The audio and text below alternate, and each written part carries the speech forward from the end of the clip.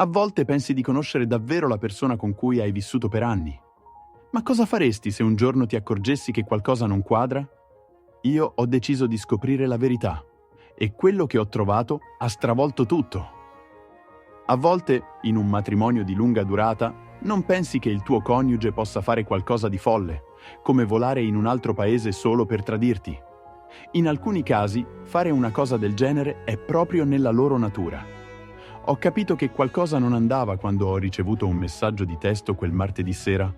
«Sto lavorando fino a tardi, non aspettarmi sveglio», diceva. Era la quarta volta quella settimana.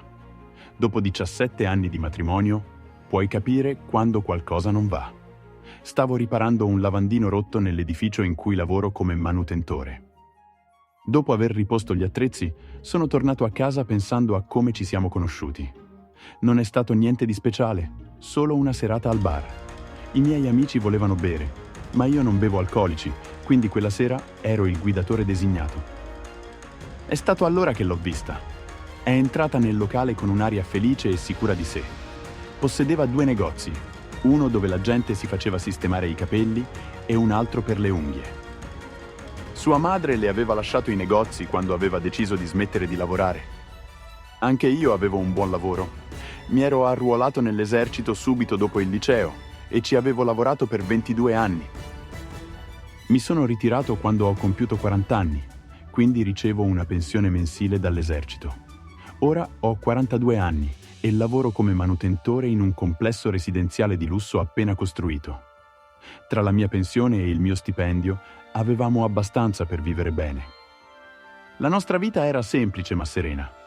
Lei lavorava nei suoi negozi durante il giorno, aiutando i clienti e assicurandosi che tutto funzionasse alla perfezione. Io riparavo condizionatori rotti, lavandini che perdevano e aiutavo chi rimaneva chiuso fuori dal proprio appartamento.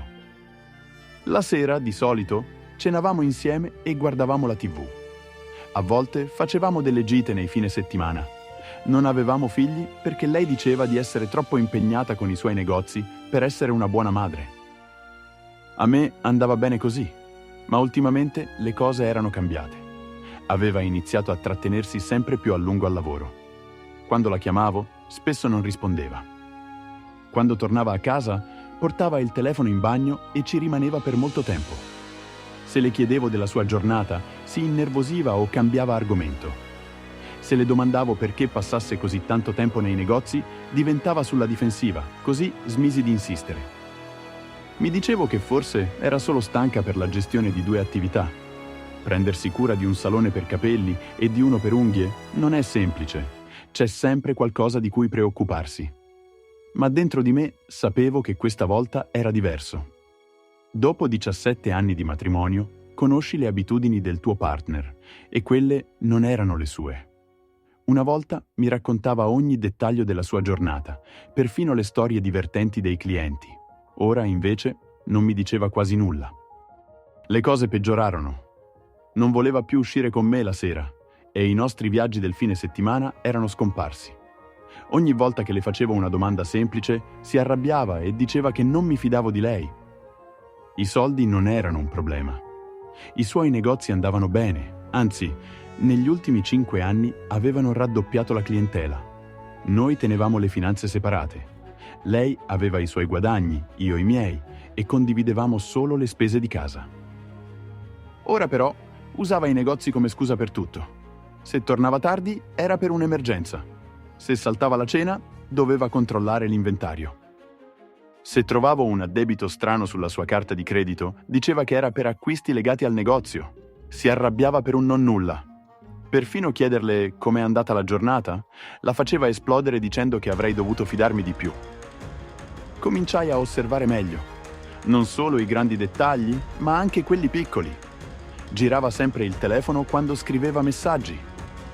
Quando riceveva una chiamata, usciva dicendo che il segnale era migliore fuori. Comprava vestiti nuovi di continuo, aveva iniziato ad andare in palestra e a camminare più spesso. Non mi piaceva farlo, ma assunsi un investigatore privato per seguirla. Lui aveva 20 anni di esperienza in questo lavoro. Gli diedi accesso a tutto: email, cronologia del telefono, registri delle chiamate. Mi disse di annotare tutto A che ora usciva, quando tornava, quanti chilometri percorreva. Riempì un intero taccuino di appunti. L'investigatore scattò foto e annotò ogni suo spostamento. Anche la nostra casa sembrava diversa. Ormai parlavamo pochissimo e quando lo facevamo era come se recitassimo una parte. Continuavo a pensare alla ragazza che avevo incontrato al bar quella notte, chiedendomi cosa fosse cambiato.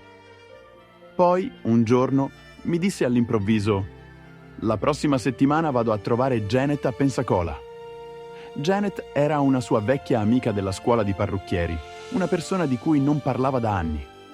Il modo in cui lo disse mi fece stringere lo stomaco, ma mi limitai ad annuire e augurarle buon viaggio. La guardai mentre faceva la valigia come se tutto fosse normale, anche se sapevo che non lo era. 2 giorni dopo la sua partenza, ricevetti una chiamata dall'investigatore. «Tua moglie non è a Pensacola», disse con voce calma. «Ha preso un volo da Atlanta per Londra». Dovetti sedermi. Londra era a 8 ore di volo, dall'altra parte dell'oceano. L'investigatore continuò. Mi disse che si era iscritta a un sito di incontri e da mesi scriveva a un uomo. Avevano organizzato un incontro a Londra. Le prove iniziarono ad arrivare nella mia email. Biglietti aerei, prenotazioni di hotel, screenshot del suo profilo su un sito di incontri dove aveva usato il suo secondo nome. L'investigatore aveva documentato tutto con foto e orari. Non c'era nessuna scusa possibile. Ripensai all'ultima volta che avevamo parlato prima che partisse. Con quanta facilità aveva mentito. 17 anni di matrimonio e mi aveva guardato in faccia senza battere ciglio. Questa era la stessa donna che un tempo era felice di vedermi tornare a casa. Ora era solo una bugiarda. L'investigatore scoprì che aveva pianificato tutto da tempo. Aveva creato il profilo a gennaio. Aveva scambiato centinaia di messaggi con quell'uomo. Mentre io riparavo lavandini, lei organizzava un viaggio per incontrare un estraneo.